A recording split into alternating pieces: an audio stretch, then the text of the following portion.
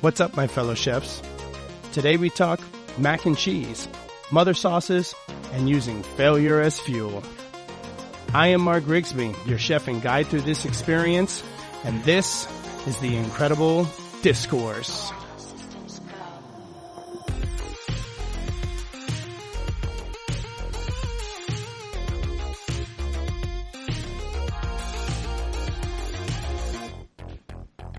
Hello and welcome. I am Mark Grigsby, and this episode is a very special episode of the Incredible Discourse. It's our 10th episode, and you may ask, what makes that so special? Well, because statistically speaking, only about 20% of all podcasts make it to episode 10. So we're on to something here, I think. Anyway, it's a big deal to me because I started this project not knowing where it would go and where it would end up. And even though it's only 10 episodes deep, we've already beaten the odds that 80% haven't. I've never hosted a podcast or even created one, so I wasn't sure what to expect or if I would even be good at it or if I would even stay motivated to keep going. But here we are taking on the 10th episode. That's pretty incredible. Then again, this is the Incredible Discourse we're talking about, right? I enjoy doing the show, I really do. It gives me a chance to highlight some really good recipes that I hope inspire cooks from all walks of life, then get to teach a little bit about food and techniques. Putting the shows together isn't always a walk in the park, but I get just as excited after I get an episode planned out and recorded as I did when I first started. Since I started this show, it's given me a chance to reflect on myself as a chef and turn that into lessons and stories that I hope all of you can relate to, or at least enjoy. Every episode script is designed to educate, motivate, and influence you into being a better chef or cook than you were before you found my ass in your radio. Anyhow, let's get into this week's session because I have a really good episode cooked up for today. We're going to talk about a relatively easy, simple, and well-known dish, mac and cheese. We're going to talk about the mother sauces, what they are, why they are important, and explore how they're made, the derivatives of those sauces, and how to apply them in the kitchen. Then we're going to talk about using failure as a fuel and the silver lining behind fucking up. Just like in all of our episodes, we do a little culinary journey to the origins of the dish we're recreating today. So get your shit, and we're taking that familiar trip back to Europe. The idea of pasta and cheese can be traced all the way back to medieval Europe, where it was a simple baked dish. An Italian dish called macaroni with cheese was described in a manuscript where fresh pasta was combined with melted cheese and butter. Pasta al forno was a widely adopted dish, made with various types of cheese and sometimes enriched with bechamel, which is a mother sauce. Get where I'm going here? We're going to tie all of this shit together by the time we reach the end, I promise. Italy's contribution of pasta and cheese, especially varieties like Parmesan and ricotta, laid the foundation of the mac and cheese that we all know and love today. The evolution of the dish continued in Renaissance Europe, particularly in France and England, where the wealthy enjoyed creamy pasta and cheese. In the 18th century, bechamel became a key component of the dish, contributing to its creaminess and richness. We're going to dive deeper into this in our second segment, but just for context here, bechamel is one of the 5 mother sauces and is made basically by combining a roux with milk to make a creamy sauce. And if you're not sure what a roux is, you're going to have to wait until we're done in the kitchen and get into the classroom, and we're going to expand on what it is, what it does, and why it does. Anyway, the dish became popular in the United States in the 18th and 19th centuries. During this time, the ambassador to France, Thomas Jefferson, discovered the dish and brought it back to America. Thomas Jefferson, the dude on the $2 bill, our third president. He is often credited with introducing macaroni to the country, and his mansion at Monticello featured a version of mac and cheese served with Parmesan or Gruyere and pasta. In the 19th century, recipes began appearing in cookbooks. The Virginia Housewife by Mary Randolph was one of the first American cookbooks, and it featured a recipe for cheese and pasta to be combined in a baked casserole. By the mid-20th century, mac and cheese was firmly established as an American comfort food, especially with the rise of processed cheese. Kraft, the one we all know in the blue box for 75 cents at the grocery store, who is also a major American food company, introduced the box mac and cheese that we are all familiar with in 1937. The goal was to make the dish more affordable and accessible during the Great Depression. Kraft revolutionized this dish, making it a household staple, particularly in the post-World War II era. Today, mac and cheese is enjoyed worldwide in various forms. The dish has expanded to include a variety of cheeses and add-ins and remains a symbol of comfort and indulgence in American cuisines. Now, before we get into the actual recipe, I want to talk about a sort of secret ingredient that we're going to use here, sodium citrate. Sodium citrate is a food additive and preservative that is used for flavoring, acidity control, melting, and spherification. Sodium citrate is the sodium salt of citric acid, also known as sour salt. This is used to enhance the texture and prevent curdling, which in turn allows you to use virtually any cheese you want. Cheeses that don't melt well or turn gritty when melted are now velvety and have a creamy consistency due to this ingredient. If you've ever tried to melt cheddar into milk and noticed that it's very gritty or kind of breaks a little bit, this is why. Sodium citrate is an emulsifying salt that helps bind the cheese's fats and proteins, preventing it from separating or becoming grainy when melted.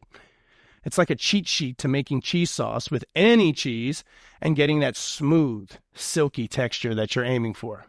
This product can be purchased on Amazon, but you can also make it at home if you're feeling froggy enough.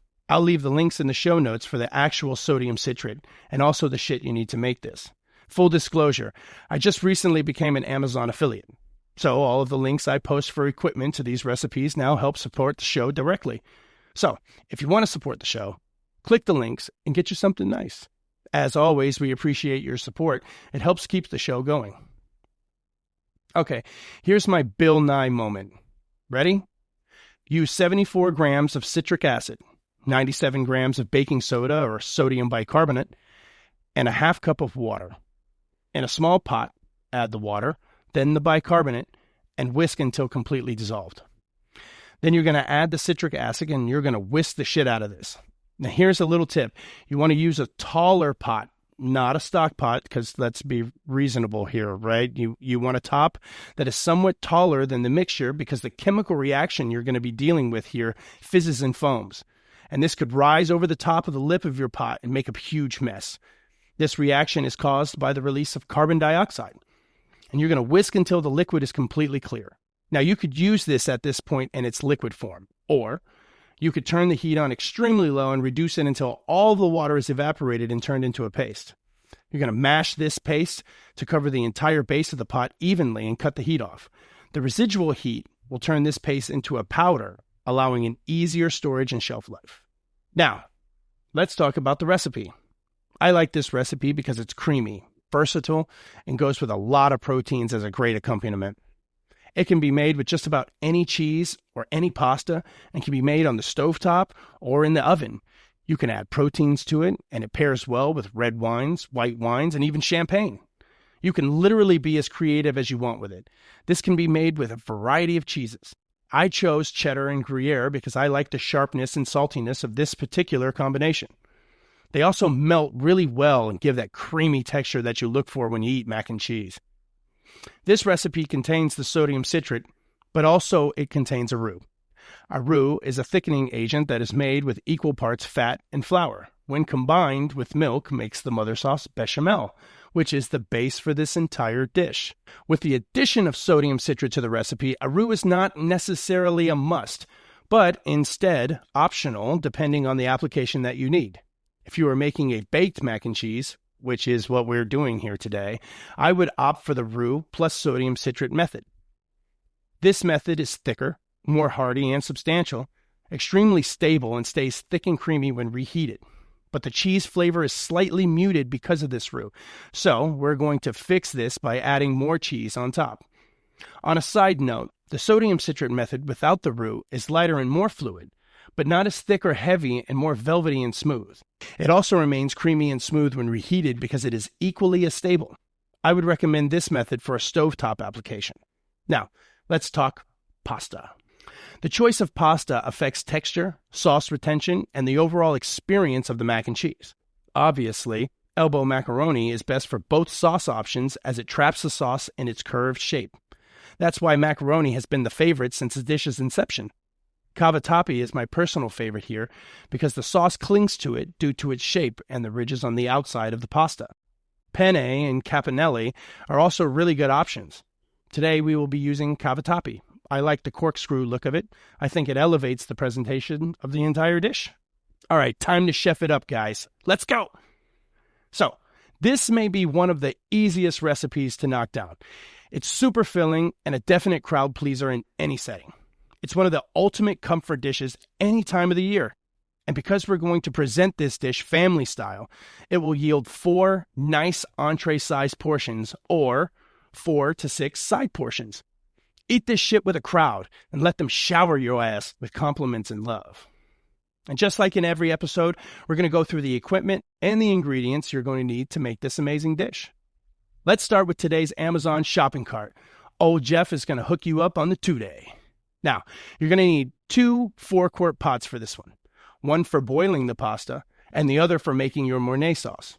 We're going to need a colander to strain the pasta, a whisk, a wooden spoon, and your measuring equipment, spoons and cups. Now, you're going to need a cheese grater, and here's why. You know when you buy already shredded cheese in the packs at the grocery store, or when you order it in the bags from your purveyor and it comes with that powdery substance on the outside? Well, that substance is either cellulose or cornstarch, and for the application that we'll be using it for, this is not good. It affects how the cheese melts, and as you can see from the aforementioned conversation about needing the sodium citrate, that you don't need anything else working against us when trying to achieve that creamy, velvety texture in our cheese sauce. So, how do we remedy this? We grate the fucking cheese off the block. And you'll notice that when you do this, the cheese is already creamy to the touch. A pinch of sodium citrate, and you've performed a near miracle. Man, Chef is over here teaching y'all how to be a wizard. Boy, y'all welcome. Anyways, back to the shopping cart. I'm going to need a 2-quart casserole dish to bake this and present it in, an 8-ounce ladle, a red-handled spatula, and a small skillet to make those savory breadcrumbs that will provide a good texture and flavor to this dish. Now, let's talk ingredients. In your shopping cart today, you don't need too many things to pull this off. Most of these things are items that most people keep in their house or in their pantries and refrigerators. So let's start with what you'll need to make the mac and the Mornay. You're going to need 12 ounces of dried Cavatappi pasta, or whichever pasta you choose to do this dish with, 2 tablespoons of whole butter, 2 tablespoons of AP flour, 2.5 cups of milk at room temperature. This is super important. The milk must be at room temperature before adding into your roux. 2 cups of sharp cheddar cheese grated, 1.5 cups of Gruyere cheese grated, a half teaspoon of salt, a half teaspoon of ground mustard, an 1/8 teaspoon of smoked paprika, and 1.5 teaspoons of sodium citrate. It's not too many things to make this, right? This one's going to be easy, and it's going to taste like it took you forever. Now, to kick it up a little bit, we're going to add the breadcrumbs to it. You don't have to do this, but I mean, it does elevate this dish by a mile, and all of the shit to make it is cheap. For the breadcrumbs, you're going to need a cup of panko breadcrumbs, 2 tablespoons of whole butter melted, a 1/4 cup of Parmesan cheese grated, a teaspoon of fresh thyme, leaves only, no stems, finely chopped, a garlic clove microplane, and a zest of half a lemon, and salt and fresh cracked pepper, and a drizzle of white truffle oil. If you can't find white truffle oil, black truffle oil will do. And that's it. Now we're ready to cook this, so let's get in it. All right, before I get started, I'm going to preheat my oven to 350 degrees. While that's going, I'm going to make the breadcrumbs first, because it can be put to the side until I'm ready to use it. So to do this, I'm going to heat the small skillet over medium heat, and I'm going to toast the panko until light golden brown. And I'm going to constantly shake this pan to keep them moving. And this is kind of a crucial step. Why? Because 1, you don't want to burn your panko, and they toast and burn super quick. Second, I don't want an uneven toast either. Everything has to be even. After 4 or 5 minutes, you'll see them start to turn golden, and the smell of toast will fill the air. Now, I'm going to add everything else except the truffle oil and stir in with the wooden spoon to incorporate. This could clump up after adding. So, in the same motion as I'm stirring it, I'm going to continue to shake the pan and break up any clumps that come up. Once everything has come together, you're going to drizzle the truffle oil and toss or shake to incorporate. Continue to stir and shake the pan to toast out any remaining moisture. I'm going to remove this from the heat, and I'm going to cool on my countertop until I'm ready to use it. Now we make the sauce. Now you could do all of these things at once if you're confident in this recipe and technique necessary to pull it off. But if you're not, then go one by one. I'll explain it that way so that there is an explanation of each step without confusing you by jumping back and forth. In the first 4-quart pot on medium heat, I'm going to add my butter and I'm going to melt it slowly. I don't want to break it, I just want to melt it. Once melted, I'll add the flour in and I'll whisk it well to incorporate. I'm going to keep whisking it for 1 to 2 minutes to cook the flour out. This is an important step because you don't want your sauce to taste starchy, and the only way to do this is by continuously stirring it and cooking it. It will start to turn golden brown and smell nutty. We're at the blonde roux stage, which is where I want to be. Now, I gradually add my room temperature milk in while whisking, ensuring that there are no clumps of roux floating in it. We add the milk at room temperature to help the roux from clumping up. And that's your pro tip for today. Room temperature milk. Now, we're keeping this on medium heat and it's going to start to warm up. We don't want to boil it. We just want a bare simmer or right under, and we're going to cook this for 3 or 4 minutes. During this time, you'll notice that it begins to seize and thicken up, and this is a good thing. We just made one of the mother sauces, the bechamel. We're going to get into this a little later, but this is the base of how you make it. It's really that simple. Now we're going to add our secret weapon, the sodium citrate. We're going to whisk that until it's fully dissolved and distributed evenly. Now, I'm going to lower the heat to low and start gradually adding in the shredded cheeses, 1 handful at a time, whisking until melted and smooth. To finish it, I'm going to add the seasonings and I'm going to whisk again to incorporate. We should have a nice smooth cheese sauce. Set this to the side until we're ready to use it.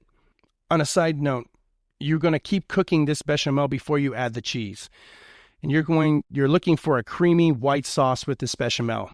If you don't get to the creamy white consistency, you need to continue to cook it. And if you don't continue to cook it and you add the cheese and then you try to cook it again to thicken it up, you're going to scorch the cheese. So you have to make sure that you reach the consistency in the bechamel first before you start to add the cheese. Now it's time to make the pasta. I'm going to fill the second 4-quart pot with salted water, and I'm going to put on the range, and I'm going to put it on high. This pot will be to boil the pasta. Now, how much salt do you ask? Well, salt like the ocean. Pasta is bland as shit, and so it needs a lot of help in the salt department. I never measure how much salt, but if I had to put a number on it, I'm going to say about 2 tablespoons of kosher salt. I don't know about iodized table salt. I don't use it. Kosher salt has a better flavor, and this is what I've used forever now. But salt like the ocean. Taste the water. You salt in when it dissolves. Taste the water. If it tastes like the ocean, then you're pretty damn close. Once the water in your pot is rolling, add the cavatappi in and stir it with a wooden spoon. Set a timer for 10 minutes and let it go. Once the timer goes off, strain it in the colander, reserving about a cup of the pasta water just in case your bechamel is too thick. So you have a way to fix it if it's too thick, but you don't have a way to fix it if it's not thick enough. Okay? Pro tip. Now add the pasta to the sauce and mix with the wooden spoon to incorporate. If the sauce is too thick, add a splash of the pasta water a little at a time until you get to the thickness that you want. Remember, you have to bake this and cook it again, so it's going to get thick again. Now, I'm going to grease the casserole dish, and I'm going to pour this mac and cheese into it. I use the red handle spatula to make sure I get every little bit of the sauce I just busted my ass for, and to spread the pasta evenly coast to coast in the casserole dish. We're almost done, guys. Last step. I top it with the breadcrumbs and bake uncovered for about 15 to 20 minutes until the mixture is bubbly and the panko is golden brown. I remove it from the oven and let stand for a good 10 minutes before I dig in. It's going to be hot. Don't rush in. Only fools rush in, you know. We all know that song. Yeah? Okay, so I plated mine family style in the casserole dish. But you could easily elevate this dish by serving it in individual ramekins or even in those expensive little skillets. You could also upgrade this dish by elevating your ingredients. Changing the cheese is probably the most obvious method, right? Use aged Comté, Beaufort, aged white cheddar, Fontina, or Telaggio. All of them have a different flavor that is distinct. Shit, you could probably even mix and match some of these cheeses. You could also infuse your bechamel with bay leaves and garlic or even nutmeg before adding your cheese in to boost the flavor. Try folding in other ingredients into the mac and cheese like lobster, mushrooms, short rib, chicken, or even truffle to make an impression. And don't forget the wine. This recipe pairs really well with a creamy Chardonnay, an aromatic Viognier, a light-bodied Pinot Noir or Beaujolais, or even Champagne. It's really that versatile. It's really just a vessel that can be transformed into something really special. And if you're in a restaurant, the higher the transformation, the more you can charge. And remember, making money is the name of the game. I hope you were able to pull this recipe off. It's pretty easy and an impressive dish when you're entertaining. Send me your photos of your work or variations or whatever you added in to beef it up on theincrediblediscourse.com. All of the recipes we've made so far are there for your reference, and if you need help or you have a question or just want to show off your work, you can find us there as well. Now that our bellies are full, it's time to fill our minds, and you know what that means. It's time for Food for Thought, or what I like to call Protest from the Chef's List. And that brings us to the first topic of the show, mother sauces. By the way, you like my new sound bites? I'm trying to give a little more flair to the show. But before we get into the actual sauce work here, it's important to dissect the roux, the various types of them and what we use them for. And only 3 of the 5 mother sauces actually use a roux, in case you were wondering. Let's begin by defining what a roux is first. A roux is a thickening agent made by cooking equal parts of fat and flour together until it reaches a desired color and has a smooth, paste-like consistency. It's a culinary essential that's used as a base for sauces, soups, and stews. Now, there are 4 types of roux, and they are all used for different purposes. All roux are made using the 1-to-1 ratio of fat and flour. A white roux is cooked for the shortest amount of time, but has the most thickening power. Cooking the roux a little longer changes the color to tan. We call this blonde in the culinary world. After cooking the roux to this point, you begin the stages of nuttiness in flavor and smell. The blonde roux would have a nutty smell and a slight nutty flavor. The next roux is called the brown roux. We cook this for even longer than the blonde roux, which results in an even nuttier flavor, but has less thickening power because cooking flour and fat begins to break down the starch molecules in the flour, which is essential to the thickening. The final stage is the dark brown roux. This roux is used in a lot of Creole cooking and dishes like gumbo, etouffee, and jambalaya, and it has the most intense nutty flavor of all of the roux, but it also has the least in thickening power. This roux is used for more of the flavor than the thickening power, which is why when you make gumbo or etouffee, you usually use okra, sassafras, or gumbo filet powder to get that thick consistency that you're looking for. Now that we had this little lesson on what a roux is, let's dive into how this pertains to the mother sauces. First, let's define a mother sauce, and then we'll blend all of this information together. The term mother sauce is used because these sauces act as the foundational parent sauces from which a variety of other sauces, known as derivative sauces or daughter sauces, are created. They provide a structured approach to sauce making, allowing chefs to follow a system of creating sauces with a consistent starting point. From the 5 mother sauces, almost all classic sauces in Western cuisine can be developed, showcasing their parental influence in the culinary world. Auguste Escoffier, who formalized the concept of mother sauces, named them to emphasize their importance and foundational nature in classical French cuisine. Now, knowing the 5 mother sauces is essential for chefs because they form the cornerstone of classic culinary training and technique. The foundational knowledge of mother sauces provides a strong base for understanding sauce-making techniques. By mastering them, chefs can build a repertoire of flavors and skills that apply to many dishes. They serve as a starting point for at least 50 different sauces. This helps chefs create diverse dishes by modifying the base sauce. Mastering these sauces helps chefs produce consistent and high-quality results, which is a crucial skill in professional kitchens where precision matters. And in the home kitchen, it gives you options to switch it up and make something different without having to learn an entirely new recipe with entirely new ingredients. You have a base, and with a slight modification in most cases, you have an entirely different sauce for your dish. With a solid understanding of the mother sauces, chefs can experiment and innovate, creating unique versions and adapting traditional recipes to suit modern tastes. The mother sauces are a chef's toolkit for creating flavors and elevating dishes and mastering the art of cuisine. Now let me break down the mother sauces so that it's a little easier to remember the basics. From there, you can explore the daughter sauces on your own. There are too many to go over in one show, but providing you the base of each mother sauce is a great starting point. Let's start with bechamel, because that's what we used in the mac and cheese recipe we made earlier. Bechamel is really easy. It's white roux and milk. Literally, that's it. 3 ingredients. Now, of course, you need to make it taste good, and it will most definitely need salt. But the base of the sauce is just that, white roux plus milk. Just like we did in the mac and cheese in the first segment of the show. We built the roux first, then we slowly whisked in our milk, and then we reduced it. And that's it. So remember, white roux plus milk equals bechamel. And from bechamel, you get a ton of daughter sauces like Mornay, which is what we ended up making for the sauce for the mac and cheese.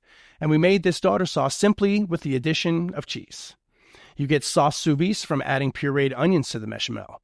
You get sauce Nantua by adding crayfish butter and cream to the sauce, or sauce Aurora by adding tomato puree. But all of these sauces all start with the same exact thing, the bechamel. Know how to make bechamel, and you indirectly know how to make about 30 other daughter sauces. Now, let's move on to velouté. If you can remember bechamel, velouté is just as easy. Velouté is light or white stock plus white roux. If you don't know what a light stock is, it's simply a stock in which nothing is roasted or cooked beforehand. You add all of the ingredients to a pot, add water, and reduce. I dive deeper into that one in one of the episodes before. If you haven't listened to that one yet, shame on you for skipping through. Every episode is somewhat of a building block to the next, so make sure you check out all of our episodes so you can be a culinary pirate ready to take over this world. So, velouté is white stock plus white roux. A good example of this simple sauce would be your Thanksgiving Day gravy. You would use turkey or chicken stock with a white or blonde roux, and it's that simple. From velouté, you get sauce allemande or Parisian by adding egg yolk and cream to it. Sauce normande, which is used for fish and seafood, is made with a fish stock velouté plus egg yolk plus cream and mushrooms. You see, the base sauce takes you to many other variations that can really make your dishes delicious. Let's say you have a chicken at home and you need to make dinner, or you have a lot of chicken left in the restaurant and you need a special. You could make sauce poulette by making velouté and adding mushroom, parsley, lemon, and butter. In most restaurants, you already have mushroom, parsley, lemon, and butter on hand. And if you're at home, these ingredients you either have or they're super cheap to pick up. There's so many ways to make a quick, tasty sauce without having to spend loads of time or buy it out of a can or a jar. You guys know how I feel about cans and jars. Yuck. Gross. Next, we're going to start with a little bit more complex sauce. And a complex sauce doesn't necessarily mean difficult, more like time-consuming. Espagnole is a very rich mother sauce that takes time because you have to start with a dark stock, which if you listen to that episode that I mentioned before, you know that a dark stock takes considerably more time to make because you have to roast the bones and the vegetables and then simmer the stock for hours at a time. But because you roasted the bones and vegetables, you created more flavor, a deeper flavor. An Espagnole sauce has 3 components: brown stock plus tomato paste plus brown roux. Espagnole is usually used as a sauce for beef, poultry, pork, and game meats as it's hearty and rich. From the base Espagnole, you get some of the most classic derivatives. Bordelaise, which is amazing with beef, is made by reducing red wine and Espagnole into a sauce. Sauce chasseur, which is good for game meats and poultry, is made by adding mushrooms to your Bordelaise sauce. Notice how the base sauce creates the foundation for the daughter sauce that creates the foundation for the granddaughter sauce, I guess you would call it. But if you didn't know how to make Espagnole, it would be a mission to make sauce chasseur. Knowing the mother sauces creates a world of creativity for all sorts of proteins. The next 2 sauces contain no roux at all. The first of these 2 is sauce tomate, or tomato sauce. This is probably the favorite mother sauce of all of them. I mean, who doesn't like spaghetti and meatballs or a really good chicken parmesan? This sauce is made with tomatoes plus mirepoix plus stock and is reduced into a thick tomatoey goodness. We all remember what mirepoix is, don't we? Okay, excellent. From sauce tomate, we get marinara, which is super popular in Italian cuisine by adding garlic, onions, and herbs. Need a good sauce for fish? Try sauce provençale by adding tomato sauce plus garlic plus herbs plus olives and capers. It's a rich and tangy tomato sauce that is really good for whitefish. Or how about enchiladas? Anyone? Salsa roja is made with tomato sauce plus chilies plus onions and cilantro. Again, the base sauce is what really matters here. You got to know how to make tomato sauce before you can even think about enchiladas. The last mother sauce is considered the ultimate emulsification and is regarded as such due to its delicate balance of egg yolks, which act as the emulsifier, and clarified butter, requiring precise temperature control and consistent whisking to achieve a smooth, stable sauce, making it a challenging but rewarding technique to master. Ever had Eggs Benedict? The traditional sauce that goes with it is hollandaise. Hollandaise is egg yolks plus acid plus clarified butter. One of my favorite sauces for beef is béarnaise, and it's made by adding white vinegar, shallots, tarragon, and chervil to hollandaise. It's thick and creamy and adds a nice touch to beef dishes. And hollandaise is one of those that can be difficult to master. If your clarified butter is too hot, you end up making scrambled eggs. You have to keep it moving or it doesn't emulsify and it breaks easily. I guess that's why it's the ultimate emulsification. The mother sauces are super important for cooks at home and chefs professionally. It provides versatility and shows your skill and technique. Look up the daughter sauces and try to make the 5 base sauces. This will take your cooking to a whole other level. Trust me, expand your toolkit. It's definitely worth it. Boy, this episode has been a discourse, huh? Mark Grigsby's School of Culinary. Maybe I should change the name. I don't know. No, I'm kidding. Incredible Discourse it is. All right, my last segment today focuses on learning. This topic can be for my home cooks, but even more so for my professional cooks. Using failure as a fuel. Look, failure is inevitable. We all fail. Some more than others, but the reality is we all do. Michael Jordan, which I'm going to assume everyone who is listening is familiar with, has a quote that really rings in my mind when I fail. He says, "I've missed more than 9,000 shots in my career. I've lost almost 300 games. 26 times I've been trusted to take the game-winning shot and missed. I've failed over and over and over again in my life. That is why I succeed." And Michael Jordan is the greatest ever in the NBA. If he's failed that many times and is still successful, your ass can be too. Mistakes teach techniques. Every failure reveals a gap in technique or knowledge, providing a chance to learn and refine skills. Trial and error builds mastery. Culinary excellence often requires experimentation, and failure is part of the process of discovering what works and what doesn't. Failure builds resilience and determination. It toughens the mindset. The high-pressure environment of the kitchen is challenging, and failure teaches chefs how to adapt, stay calm under pressure, and persevere. Recovering from failure fosters a never-give-up attitude, inspiring chefs to tackle challenges with confidence. Mistakes also spark creativity and reinforce flexibility. A failed recipe could lead to a breakthrough idea or an unexpected flavor combination. Did you know that many iconic dishes like tarte tatin and chocolate chip cookies resulted from a failure that chefs turned into their signature creations? Failure focuses chefs to think on their feet, adapt quickly, and sometimes even pivot to completely new methods or approaches. Experiencing failure reminds chefs that mastery is a journey, not a destination, and that there's always room to improve. It provides a sense of humility and perspective, which is something that chefs lose sight of as they grow larger and larger in this industry. It fosters camaraderie, trust, and collective improvement among the entire team. I always tell my brigades, we win together and we lose together. It's not a one-man show, and it's definitely a team effort from ticket to ticket, from station to station. And at the very least, mistakes reinforce passion and commitment. True passion shines through in how someone reacts to failure. Overcoming that failure and achieving success reinforces the joy of what we do, creating, the satisfaction of perfecting a technique, and the love for the craft. We can take a lesson from children here as well, something I've learned to do from time to time.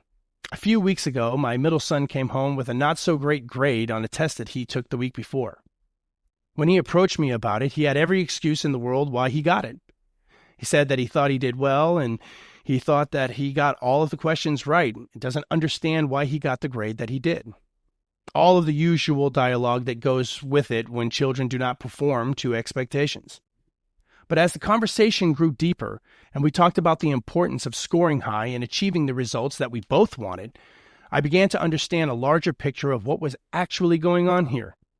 He was upset that he failed this test. He wasn't upset that I could potentially be upset with him. I mean, I'm sure he was slightly scared of the consequences. But as we explored past achievements and celebrated him on the things that he has done, he began to feel disappointed in himself because he knew he could do it. The longer the conversation carried out, I could see that inside his head he was retracing his steps and trying to figure out where he went wrong. He promised me that the next test he would do better, and so I waited. And 2 weeks later, he came home with a B on the test. But the lesson here is that he took the time to figure out where he went wrong. He thought of it in a different perspective, drew up a new plan, and went out there and got a better result. Sure, there was room for improvement, but guess what? There isn't everything that we do, guys. That's the point of this entire segment. And by the way, this kid is 10 years old. If he can reset, retool, attack, and be successful, surely your ass can too. My oldest daughter is the same exact way. She would call me literally crying her eyes out because she didn't do well on a test. And this disappointment didn't go away overnight. She would literally mull over this shit until it was time to get her revenge. She would study and write for days. She wouldn't even answer my calls or texts. She would literally lock herself away until she knew she had her shit together. Needless to say, she graduated high school at the top of her class, signed up in the Army Reserves, and has a job that you can only get if you test high enough to get it. Perseverance, dedication. It's setting your mind to something and not stopping until you get there. Cooking and kitchen work is the same way. Use setbacks, mistakes, or shortcomings as opportunities to grow, to improve, and to achieve success. Failure is indeed an inevitable part of learning and mastering the craft, but it can also be a powerful motivator and teacher. Failure shouldn't leave you feeling empty and lost, but rather hopeful and interested. You should want to retrace those steps and figure out where you fucked up. You should want to chase that perfection regardless of how many times you fail. Remember what Mike said, 9,000 shots missed. Greatest of all time. Something's got to give. 1% better than today, tomorrow, guys. Don't stop chasing. Don't stop grinding. Keep cooking. Keep creating. Keep innovating. Try to be the best version of yourself every time you step into the kitchen, because while you're there, you could change the world. Now, go make yourself some mac and cheese. And while you're stuffing your face, look up the mother sauces and familiarize yourself with how to make them. Let your mind explore. Ask yourself questions and be creative. And should you ask yourself a question you can't answer, you can ask us at theincrediblediscourse.com, and we 100% will have an answer for you.